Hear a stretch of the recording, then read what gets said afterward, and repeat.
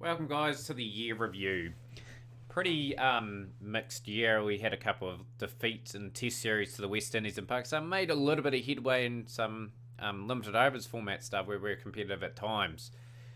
We'll quickly look over the player records and we'll look over some of the world ratings and where we sit in the Test Championship for first and foremost. After three completed series, we probably not going to make the finals this time round, so we're just going to try and develop some players and add three series coming up against other teams.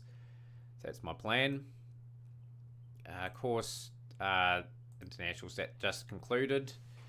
We did beat Sri Lanka in the first 20 over international. Bowled pretty well. We've unravelled a new star, Kadeem Qureshi. I feel as though he's just someone to look out for. Al Hassan, that's Haddad Al Hassan, bowled pretty well as well. Like everyone bowled pretty well, and we kind of bowled them out pretty cheaply. And Abul Mahbub led the run chase home. Mohammad Naeem got picked in this series just because of the fact he had been in some form in this format. And the final game of that itinerary, pretty embarrassing defeat. 198 for 8, 60 off 37 for Anton, 34 off 19 for Mendes, 37 for Fernando Ratnayake, 47.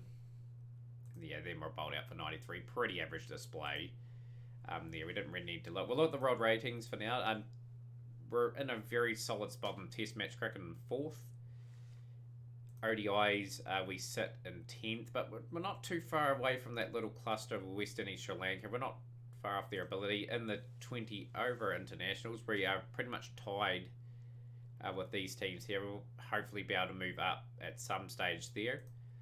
Just look at these batsmen's ratings here. There's the top lot of people there. Zach Crawley still round. Ollie Pope for England. But yeah, our best rated player now, I believe, is Rami Atik. And then Shamshur Nawaz. ODIs, we'll look at the ODI batsman. Rami Atik there in 9th. But yeah, just need a few more batsmen to go with Rami, I think, and then we're be a lot better off. So we've got Abul Mahbub in 11th.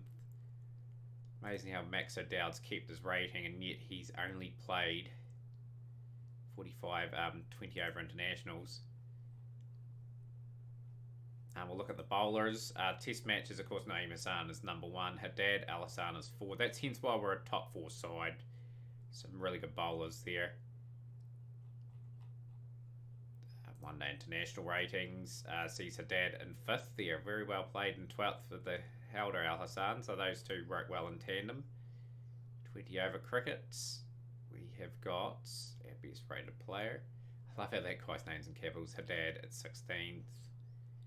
Naeem at 22nd. So yeah, there is performers there, to say the least. We'll look at the player records now for the season for Bangladesh Test match scene in the current year.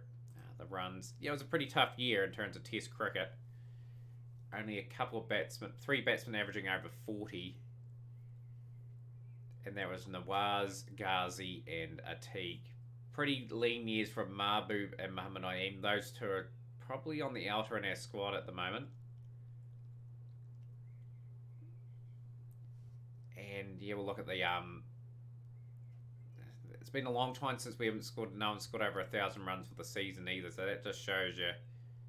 But pretty happy with Nawaz's year and Atik's year anyway. The wicket taking, absolutely exceptional. The top 2 bowlers, they stand out like a beacon, taking most of our wickets. Zaman was pretty good, 5 matches, 18 wickets at 25.83 as well.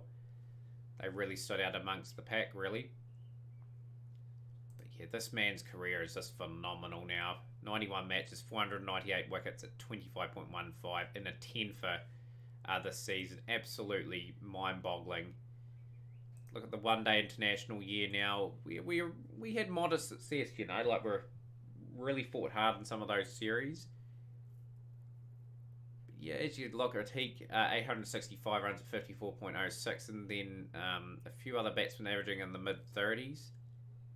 Well, in the early 30s. It's just not going to win you enough one-day internationals, for me anyway. That's my personal thoughts. Wicket taking, we've got 3 bowlers averaging under 20, which I think is pretty darn good. Naeem Hassan had a pretty disappointing year in limited overs cricket. Koreshi, new man on the block. He will get plenty of chances next season. 20 over international stuff. We played a lot of 20 over international stuff this season. And look at that. The top 4 batsmen averaging a decent amount. And yeah, just a few other people slipping off the pace a wee bit. But your bowling was good as well. That's why we're getting up the ratings in the 20 over stuff.